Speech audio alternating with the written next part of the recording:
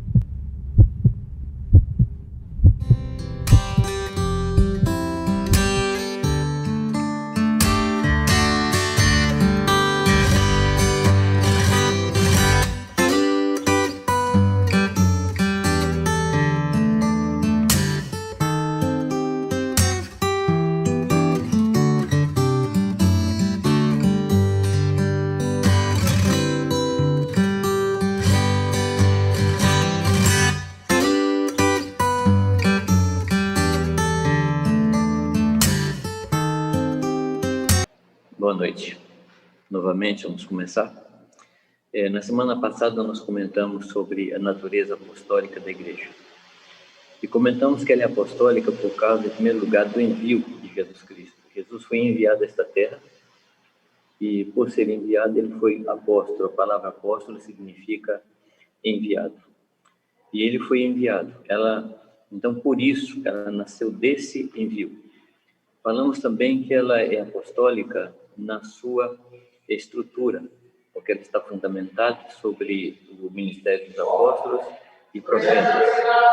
Falamos que ela é apostólica também por causa da sua doutrina. Ela está fundamentada na doutrina dos apóstolos. O fundamento dos apóstolos, o alicerce que ela tem é os apóstolos. E um texto que eu comentei na semana passada foi o texto de João 20, 21, quando Jesus diz que, versículo 21, disse-lhe, pois, Jesus, outra vez, Pai seja convosco, assim como o Pai me enviou, também eu vos envio a vós. A palavra aqui é exatamente essa, eu apostelo vocês. Então, nós temos esse ministério apostólico, nós temos esse envio. E esse envio não é privilégio de alguns, não é privilégio de algumas pessoas só. A igreja, ela é um corpo, a igreja, ela é um coletivo, a igreja, ela é constituída por cada um dos seus membros e cada um dos seus membros tem esse privilégio e esse dever de sair e cumprir esse envio de Jesus Cristo. Pois bem, a partir disso, eu gostaria de comentar com vocês que existem 2 textos na palavra que, se nós quisermos compreender missões, nós temos que começar a partir deles. O primeiro texto é que está em Salmo capítulo 2, vocês podem me acompanhar. Salmo 2 é um salmo que retrata a história da humanidade. Vamos ver o que diz esse salmo. Salmo 2 começa com uma pergunta, e a pergunta é essa: por que se amotinam os gentios e os povos imaginam coisas vãs? Os reis da terra se levantam e os governos consultam juntamente contra o Senhor e contra o seu ungido, dizendo: rompamos as suas ataduras e sacudamos de nós as suas cordas. Aquele que habita nos céus seguirá o Senhor, zombará deles. Aqui está. Aqui é uma descrição da situação do ser humano, da humanidade, de todos aqueles que nasceram a partir de Adão. E essa constatação aqui do próprio Deus, e Deus faz essa pergunta: por que as nações estão se amotinando? Por que os povos estão amotinando e imaginando coisas vãs? Todos nós sabemos o que é um motim. O motim é uma rebelião, mas não uma rebelião qualquer. O motim, ele tem por finalidade tirar uma pessoa que está no posto, que está em autoridade, e trocar, e substituir essa por uma pessoa que seja indicada por aqueles que estão produzindo o motim. E no caso aqui, as nações, os povos da terra, estão se amotinando exatamente contra o Senhor, contra o próprio Deus. O homem se levanta contra o próprio Deus. O homem, ele se levanta contra a existência de Deus. Ora, se ficar comprovado para o homem que Deus não existe, ele não terá necessidade de prestar contas. Então, ele tem uma vida liberada para fazer o que quiser. Então, esse é um dos motivos pelos quais o homem luta contra a existência de Deus, ou melhor, luta contra a consciência da existência de Deus. Muitos de nós nos esquecemos que os nossos documentos, eles são firmados quando nós colocamos no documento, 16 de novembro de 2020, está falando 2020 da vinda do Senhor. Então, todos nós testificamos que o Senhor Jesus Cristo veio. Todos nós testificamos isso. Não há nenhuma possibilidade de tudo que existe, na sua forma tão organizada, tão perfeita, ter sido organizado por si mesmo, ao acaso, à toa, ao léu, de qualquer forma. Isso não existe. E o homem tem lutado contra a existência de Deus, tem lutado para provar que Deus não existe. E o que é que ele diz no versículo 4? Rompamos as suas ataduras, ou seja, nós não queremos estar ligados a Deus. Sacudamos de nós as suas cordas. E nesse caso, Deus tem duas reações. Em primeiro lugar, Deus zomba, pois o que é o homem para se levantar contra Deus? O que é o homem para se levantar e prevalecer contra Deus? O homem, diz a palavra, é como a erva da manhã, que com o sopro, com o vento da manhã, ela logo se seca e logo se passa. Então, por isso, Deus zomba do homem. E Deus tem uma outra reação. Ele se ri do homem e diz o seguinte: ele falará na sua ira e no seu furor turbará. Então, Deus tem uma reação, que é a reação de rir do homem, de zombar do homem, mas ele tem uma outra ação, uma outra atitude. Versículo 6, ele diz: eu, porém, ungi o meu rei sobre o meu santo monte de Sião. Nós sabemos de quem Deus está falando. Deus está falando do Senhor Jesus Cristo. Então, Jesus veio para dissipar o motim. Jesus veio para acabar com a rebelião. Por isso que a mensagem de Jesus no Evangelho do Reino, em primeiro lugar, é um chamado ao arrependimento. E não é um arrependimento de pecados, das coisas que se cometem. É um arrependimento da rebelião, que faz parte da natureza humana, faz parte do nosso ser, faz parte do nosso coração. Nós nascemos assim. A palavra diz que a estutícia está ligada ao coração da criança. E também fala que o coração da criança é como um coração envenenado pelo veneno da serpente. Já nasce assim. A criança não nasce obedecendo.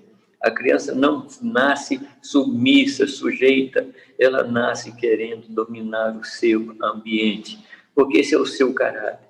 Nós somos irremediavelmente ligados a Adão e a sua rebelião, até que Jesus Cristo veio cortar esse laço e estabelecer um novo senhorio sobre nós. E o que Deus faz? Quando Deus ele vê esse ambiente de motim, esse ambiente de rebelião, ele faz a única coisa que é necessária ser feita, que é estabelecer o domínio, estabelecer o seu rei, estabelecer a sua autoridade. Não existe negociação para com os amotinados. Não existe negociação com aqueles que se levantam em motim, porque ele não reconhece a autoridade daquele contra quem eles estão lutando.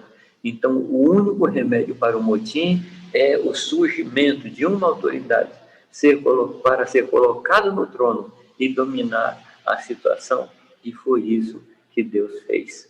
Deus enviou Jesus Cristo como seu Rei eterno. Isaías fala isso. Um menino nos nasceu, e o governo está sobre os seus ombros. E esse reino, seu governo, não terminará. Jesus Cristo veio assim.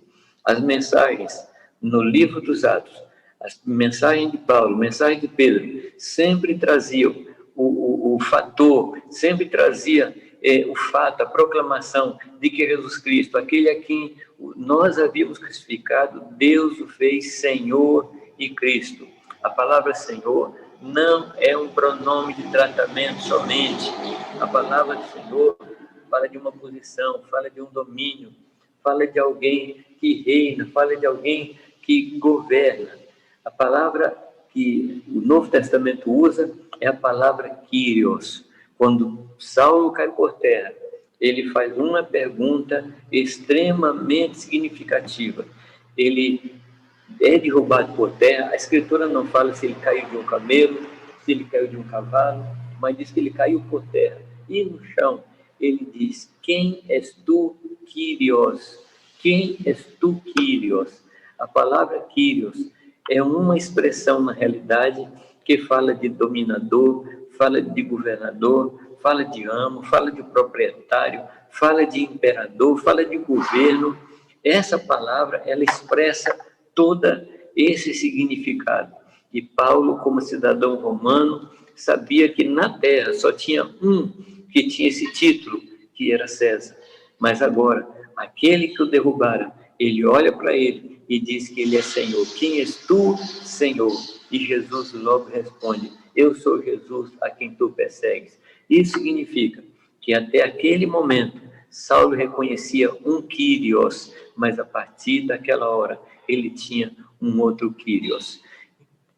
Essa história de Saulo não é uma história isolada. Essa história de Saulo, ela representa todo o encontro que Deus quer ter com todo ser humano.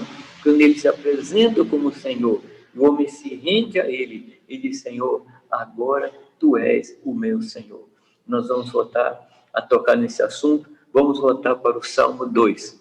Querido Salmo 2, se nós queremos aprender o que é missões, se nós queremos aprender toda essa conjuntura da vinda de Jesus, o anúncio do Evangelho, nós precisamos meditar muito no Salmo 2. Então vamos ver aqui. Ele diz: eu, porém, ungi o meu rei e o coloquei sobre o meu santo Monte Sião. Monte Sião fala do corpo de Cristo, fala da igreja. Diz a palavra que Jesus é o cabeça da igreja. E diz que Deus deu, Efésios capítulo 1, diz que Deus deu Jesus à igreja para ser cabeça de todas as coisas. Então Jesus está sobre a igreja para, através dela, reinar e governar sobre todas as coisas. Daqui a pouco a gente parte desse ponto e entra em outro texto. No versículo 7, já não é o pai que está falando, é o próprio filho que diz. Ele diz assim: proclamarei o decreto. O Senhor me disse: tu és meu filho e eu hoje te gerei. Versículo 8, ele declara, ele proclama aquilo que Deus lhe havia prometido. Ele diz: pede-me e eu te darei os gentios por herança e os fins da terra por tua possessão. De que Jesus está falando? Jesus está se referindo àquele povo ou aqueles povos do versículo 1 do versículo 2. Aqueles que se haviam rebelado contra Deus, amotinado contra Deus. E Jesus diz que Deus prometeu que daria esses povos, essas gentes. Jesus Cristo receberia de Deus essas pessoas. Então, olha só, Deus prometendo e Jesus pedindo. Então, isso vai acontecer.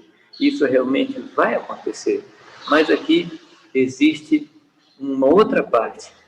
Em Mateus capítulo 28, quando Jesus, depois da sua ressurreição, estando prestes a subir aos céus, ele reúne os seus discípulos e diz, e dá aquela ordem fantástica. Ele diz: todo poder ou toda autoridade me foram dados no céu e na terra.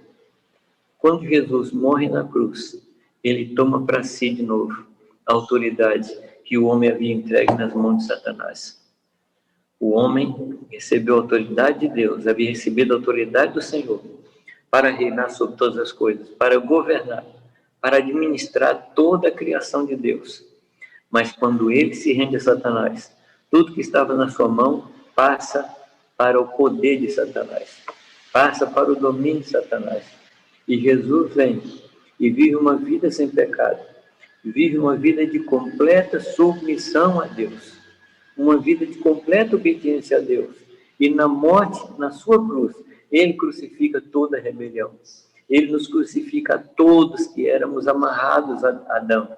Ele nos coloca todos na cruz e depois nos leva todos para a sepultura.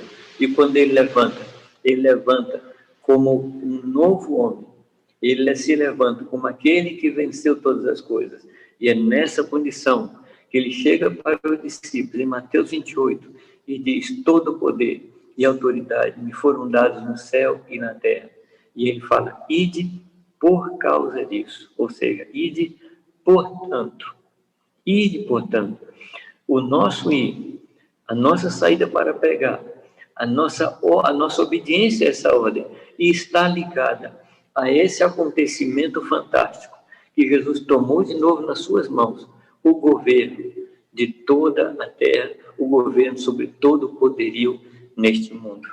E é neste nome, neste poder, que nós saímos para pregar o Evangelho. E o que ele diz? Ide e fazei discípulos de todas as nações. Ora, fazer discípulo não é fazer somente alunos. A palavra discípulo, ela vem da mesma raiz da palavra disciplina. É a mesma raiz. Então, quando ele nos manda fazer discípulo, o que ele está nos dizendo? Traz de volta o homem para a disciplina de Deus. Traz de volta o homem de novo para o governo de Deus. traz de volta o homem e traz-o para que se renda novamente ao Senhor. Por isso, a mensagem do Evangelho começa com a proclamação do arrependimento. Arrependei-vos, porque é chegado até vós o reino de Deus. Que reino? Esse reino que veio ser estabelecido pela pessoa de Jesus Cristo e para ser proclamado por nós. Então, fazer discípulo não é simplesmente agarrar uma apostila, agarrar um estudo e ensinar algumas verdades para as pessoas. Não é isso. Fazer discípulo é trazer a pessoa de novo à sujeição absoluta ao domínio e ao reinado do Senhor Jesus Cristo. E lhes faça discípulos, como? Em primeiro lugar, batizando em nome do Pai, do Filho e do Espírito Santo. Isso aqui tem duas aplicações.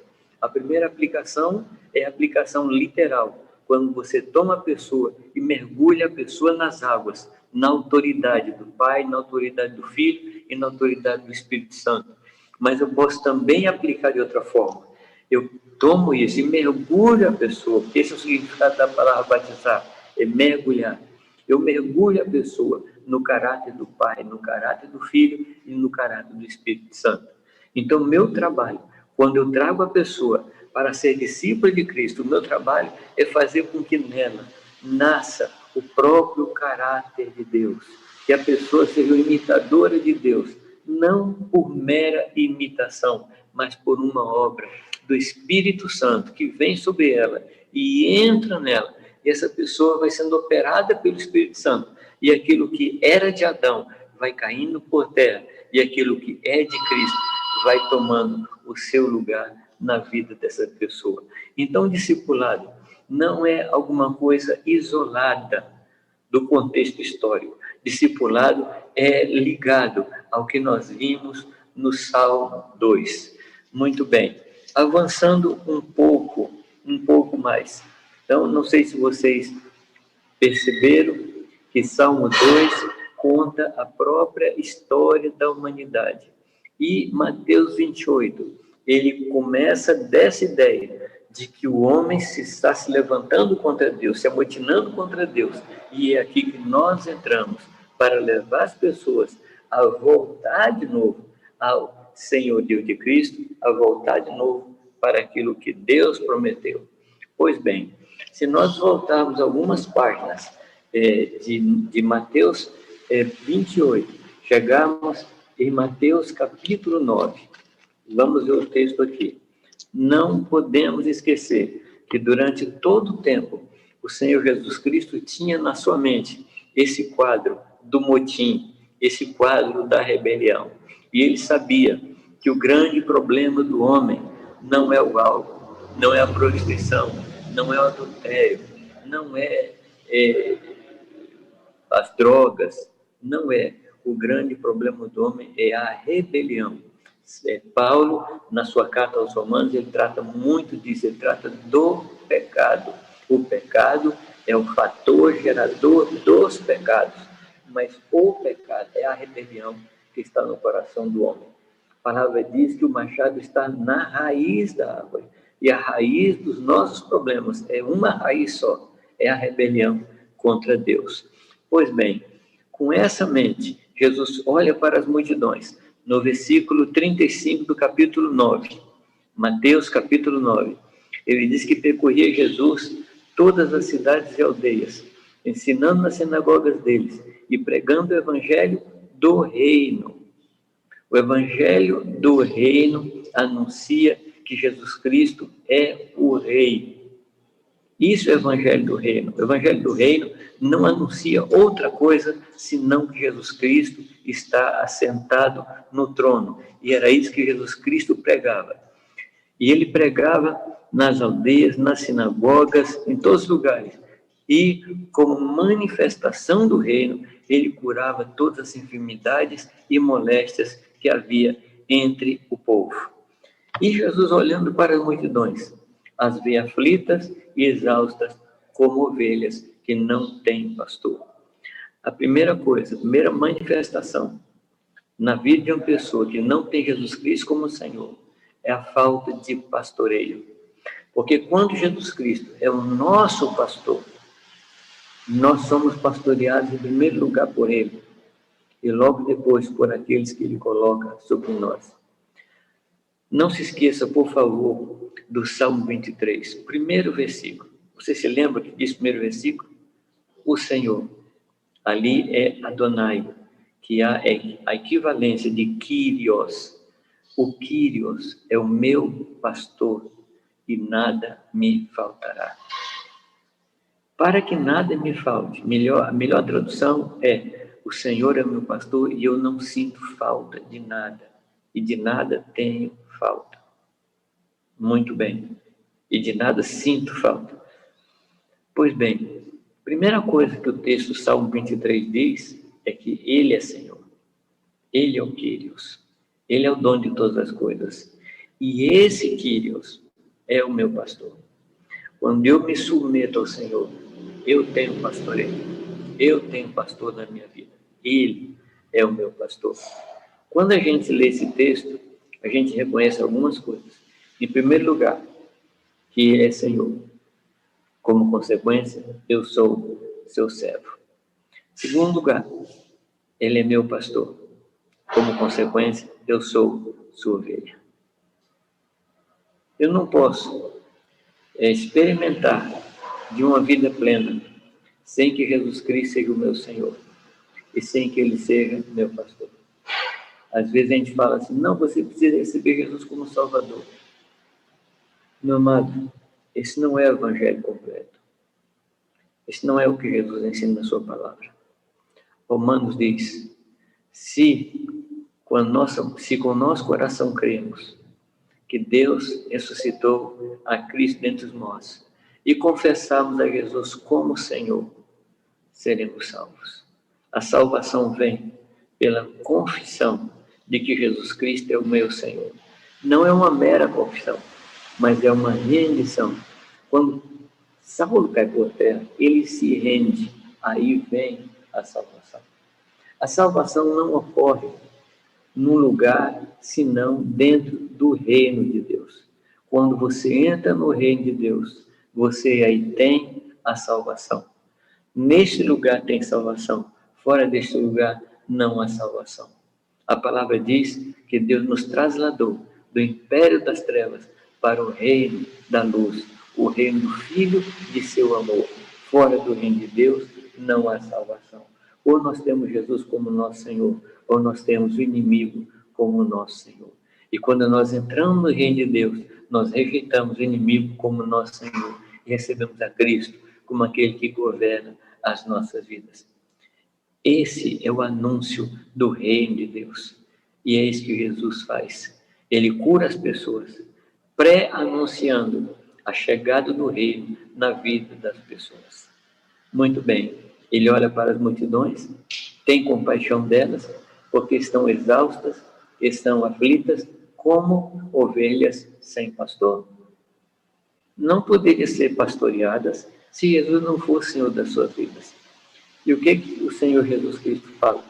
Ele chama os discípulos a orar ao Pai. Ele diz: rogai, pois, ao Senhor da seara que envie trabalhadores para a sua seara. Por quê? Porque a seara é grande e os trabalhadores são poucos. Temos que lembrar que Jesus não falou por capítulos. Esse texto segue no capítulo 10, versículo 1. Ele chama aqueles que oraram e chama esses e os envia. Chama pelo nome. O chamado de Deus é pessoal. Deus não chama a muita gente. Deus chama de forma pessoal cada um de nós. E o que ele diz? Ele diz no versículo 5, Jesus envia estes 12, ele lhes ordena: não ireis pelo caminho dos gentios, nem entrareis em cidades samaritanas, mas ide antes as ovelhas perdidas da casa de Israel, e indo pregai, dizendo: é chegado o reino dos céus. Aqui está o centro do Evangelho. Aqui está o centro do Evangelho. Se não houver o anúncio que Jesus Cristo reina, nós não temos Evangelho. Se nós não anunciarmos que Jesus Cristo é o Senhor, nós não temos o Evangelho. É por isso que muitas vezes pessoas chegam no ambiente da igreja, pessoas chegam e se envolvem com a igreja, mas Jesus Cristo não é só das suas vidas. Ela continua com vícios, continua com atitudes rebeldes, com atitudes de insubmissão do seu coração, porque elas não entraram no reino de Deus. Elas entraram numa denominação, elas entraram no ambiente de cultos, mas não entraram no reino de Deus, nem o reino de Deus entrou nas suas vidas. Então é isso que Jesus nos manda fazer. Ele nos manda fazer discípulo. Recapitulando, o que é fazer discípulo? É trazer as pessoas de volta para a disciplina do Senhor. É trazer as pessoas para se renderem novamente ao Pai. É isso que Deus quer que nós façamos. E onde, amados? Em todas as nações da terra. Quando Jesus fala sobre o final dos tempos, e ele está falando sobre os acontecimentos dos últimos dias, o seu discípulo lhe pergunta: Senhor, o que acontecerá como sinal naquele tempo? O que o Senhor nos diz a respeito da tua vinda? Quais são as coisas que preanunciam a tua vinda? E Jesus fala diversas coisas. Ele fala de fomes, de terremotos, de tremor de terra. Ele fala de falsos cristos, falsos profetas. E, de fato, todas as coisas que Jesus falou ali em Mateus 24, todas elas aconteceram. Em menor escala ou maior escala, mas todas elas aconteceram, menos uma, que é o que está em Mateus 24, no versículo 14, quando ele diz: e será pregado este evangelho do reino para testemunha a todas as nações, então virá o fim. O anúncio do evangelho do reino é uma marcação. O anúncio do evangelho do reino é um ponto de referência para a volta de Jesus Cristo. Querido, se nós queremos que Jesus Cristo volte logo, se nós amamos a vinda de Jesus Cristo, nós precisamos correr e anunciar essa verdade. Agora, a pergunta que vem para nós muitas vezes é essa. Primeiro, eu não sei anunciar o evangelho do reino de Deus. Olha, anunciar o evangelho não é questão complicada. É você contar o que aconteceu com você quando você não tinha Jesus Cristo como Senhor. E depois o que aconteceu quando Jesus Cristo chegou na sua vida e se tornou o Senhor da sua existência. Anunciar o evangelho é isso. É mostrar para as pessoas como uma vida que tem Jesus Cristo pode ser transformada pela presença do Rei, pela presença do Senhor. E é o que nós precisamos fazer. A igreja, ela é apostólica. E os apóstolos pregavam isso. No sermão, nos primeiros sermões do livro de Atos, eles anunciavam algumas verdades e, invariavelmente, eles falavam da divindade de Jesus Cristo. Jesus Cristo é Deus. Eles falavam da encarnação de Jesus, ou seja, o Verbo se fez carne. Falando de outra forma, Deus se fez homem, se tornou carne e habitou entre nós. A terceira coisa que eles falam com muita constância, a morte de Jesus. Queridos, se Jesus não tivesse se tornado homem, ele não poderia simpatizar, ele não poderia ter compaixão de nós, ele não poderia saber o que nós passamos. Mas a palavra diz que ele sabe, porque ele é um homem de dores. Ele passou por todas as aflições que nós passamos. Ele suportou todas as tentações que nós sofremos. Ele passou por tudo aquilo que nós passamos. O inimigo afrontou, o inimigo perseguiu, o inimigo se voltou contra ele. E ele venceu cada momento da perseguição de Satanás. Ele venceu. Então, olha só, Jesus Cristo é Deus. Ele é o eterno Deus. Todas as coisas foram feitas por ele, para ele e por meio dele. E sem ele, nada do que foi feito se fez. Ele é Deus. Ele é o verdadeiro Deus. A segunda coisa, Deus se fez carne para viver como nós. Ele não ficou somente do céu, dizendo para nós o que fazer. Ele veio fazer. A minha esposa diz que Jesus Cristo foi o Adão que deu certo. Aquele primeiro Adão, ele falhou. Paulo o chama de o último Adão. E esse último Adão, ele cumpriu totalmente a vontade de Deus. E para completar, ele morreu na cruz por nós, para pagar todos os nossos pecados.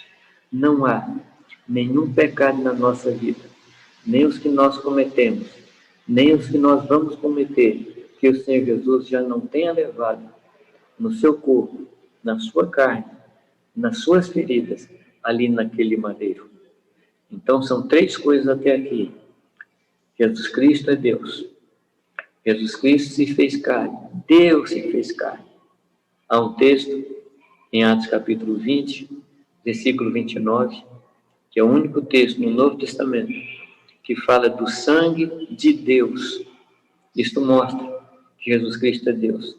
O texto diz que os presbíteros devem apacentar a igreja de Deus, sobre a qual o Senhor nos constituiu como bispo, para apacentarmos a igreja que ele comprou com seu próprio sangue.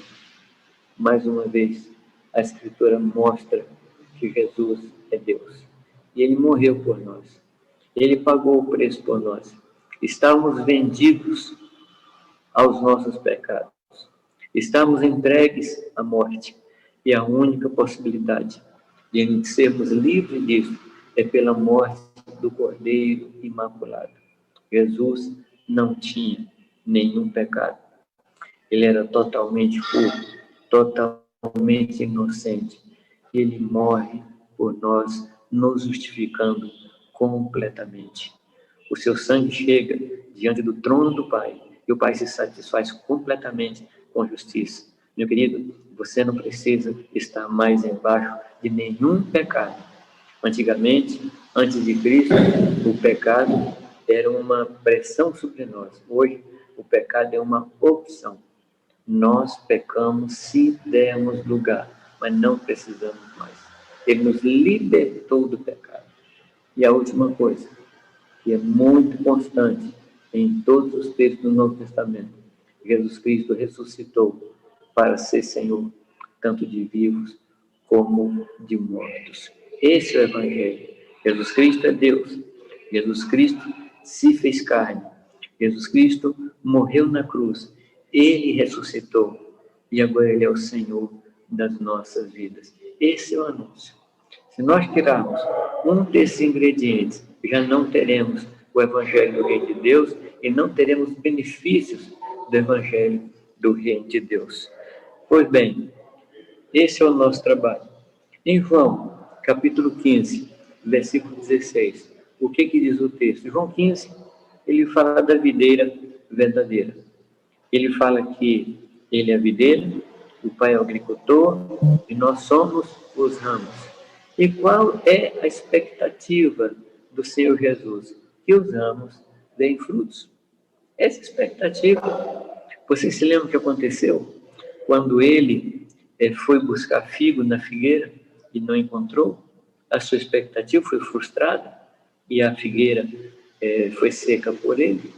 Depois ele conta a parábola da figueira plantada numa vinha, onde o dono da figueira, o dono do vinhedo, vinha buscar fruto por 3 anos e não encontrando, ele traz uma sentença. E qual é a sentença? Corta, porque está ocupando inutilmente a terra. Então, essa é a sentença. E João 15, falando que o Pai é agricultor, ele é a videira e nós usamos, qual é a expectativa? Que a gente dê fruto. E é exatamente isso que o versículo 16 diz para nós. Vamos ver o que diz ali, amados. De que nós estamos falando? Nós estamos falando exatamente de missões. Porque se não compreendermos essas coisas básicas, nós não compreenderemos o que é a vida missionária, o que é o envio, o que é o evangelho e o que nós devemos pregar. Então, olha só, o que ele diz, versículo 16. não me escolhestes vós a mim, mas eu vos escolhi a vós. Ou seja, em primeiro lugar, ele mostra que nós não escolhemos a ele. Ele foi quem nos escolheu. E quando ele nos escolheu? Antes da fundação do mundo. Foi lá que ele nos predestinou para sermos filhos dele. Foi lá. E ele predestinou a gente quando não havia em nós nenhuma possibilidade de agradar, nenhuma possibilidade de conquistar com alguma coisa que pudéssemos fazer. Ele nos escolheu por sua própria misericórdia. Foi assim que ele nos escolheu. Mas ele não nos escolheu para deixarmos de lado. Ele nos escolheu e disse: vos nomeei. Ou seja, eu vos designei. Eu dei a vocês um objetivo. Eu dei a vocês uma tarefa. E que tarefa é essa? Que vades e deis frutos. Então, pregar o Evangelho, trazer pessoas para o reino, trazer pessoas para o reino de Deus, não é alguma coisa solta. Isso faz parte do nosso chamado, faz parte da nossa existência, faz parte do objetivo pelo qual nós vivemos. Não é alguma coisa que nós fazemos nas horas de folga, não é alguma coisa que nós fazemos se der tempo, não é alguma coisa que nós fazemos por uma opção, nós fazemos porque esse é o nosso desígnio, esse é o nosso desenho. Foi para isso que fomos chamados, para que pudéssemos ir e dar fruto. Mas o que ele disse? Ele disse que dessemos frutos e o vosso fruto permaneça, a fim de que tudo em que meu nome pedides ao Pai, ele vos conceda. Aí está. Ele nos deu um objetivo de vida, que é dar fruto. Mas não qualquer tipo de fruto. É fruto que permaneça. Para que um fruto permaneça, ou melhor dizendo, para que uma pessoa permaneça, nós temos que trabalhar nelas ou com elas. Nós temos que fazê-las discípulas de Cristo. Não somente anunciar que Jesus Cristo reina, mas trazer para perto. Como Paulo fala a respeito de Timóteo, tu tens seguido de perto o meu ensino, a minha fé, a minha intenção, o meu procedimento, o meu amor, as minhas aflições, as minhas perseguições. Isso é fazer discípulo. João 17 fala isso, quando Jesus Cristo fala tudo o que fez com seus discípulos. Ele trouxe aqueles 12 para perto de si, perdeu um, que era Judas, mas aqueles ele permaneceu 3 anos e meio, ensinando o tempo todo. E se nós queremos que as pessoas permaneçam, nós precisamos fazer a mesma coisa. Precisamos realizar a mesma coisa. E o interessante desse texto é que ele vincula a resposta de oração à frutificação.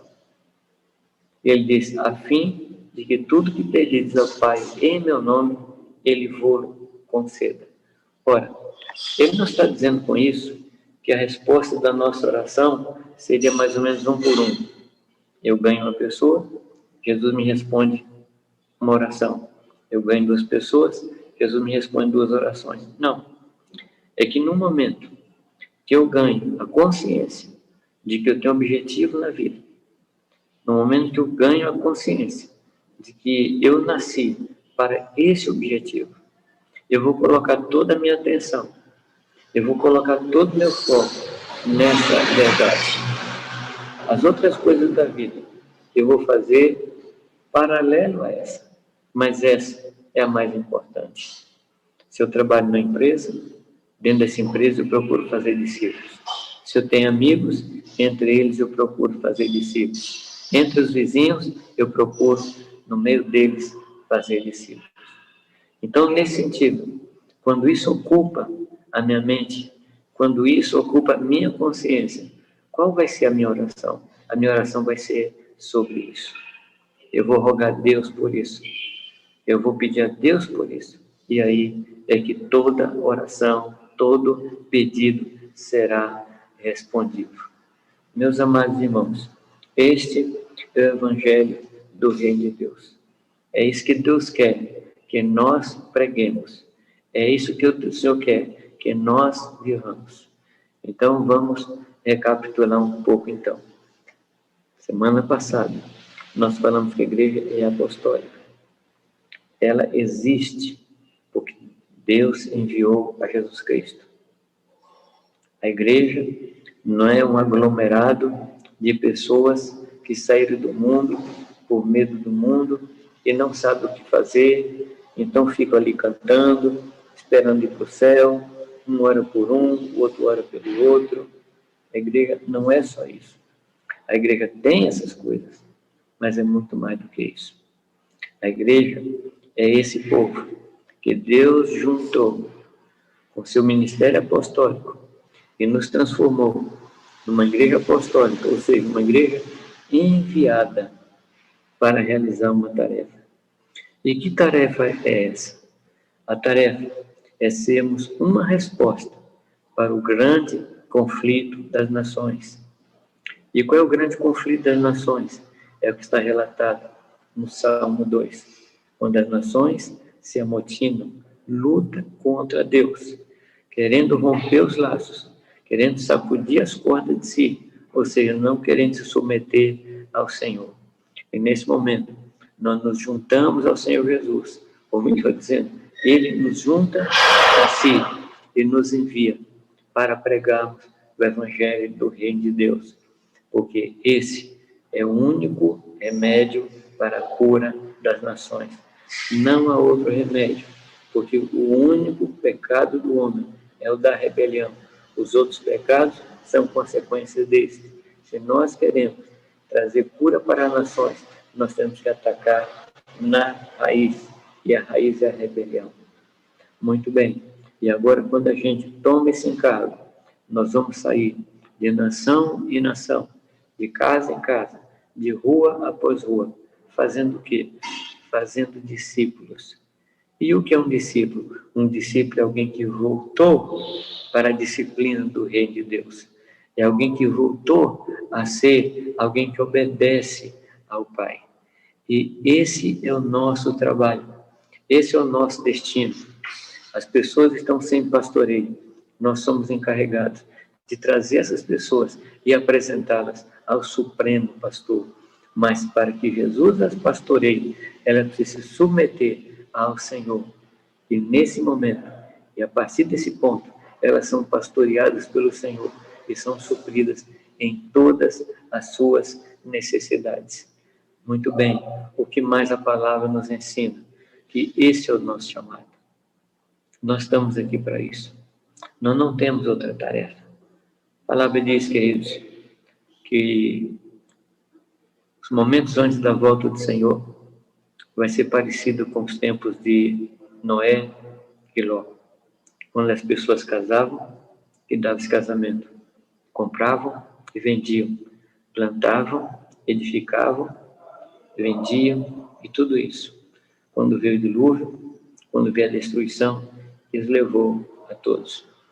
Hoje, o mundo está envolvido no comprar, no vender, no casar, no dar-se em casamento, no plantar, nessas coisas que não são pecaminosas em si mesmas, mas elas se tornam pecaminosas quando elas nos impedem de fazer aquilo que é a nossa tarefa principal: ser resposta para as nações, ser um instrumento de Deus para resolver esse grande conflito na história do homem.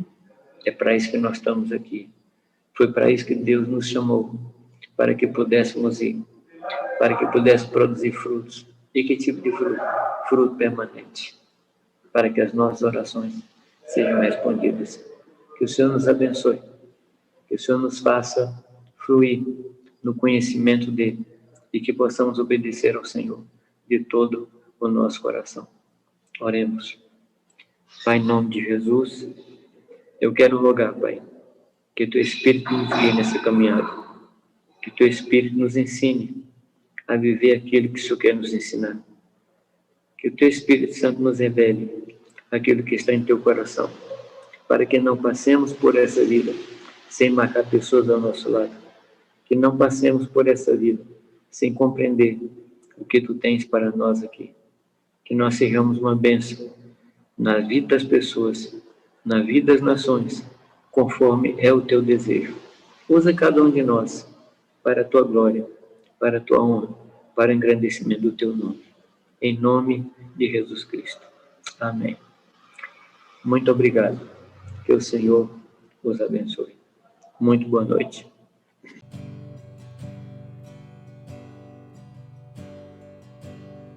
Precioso Jesus, aos teus pés aqui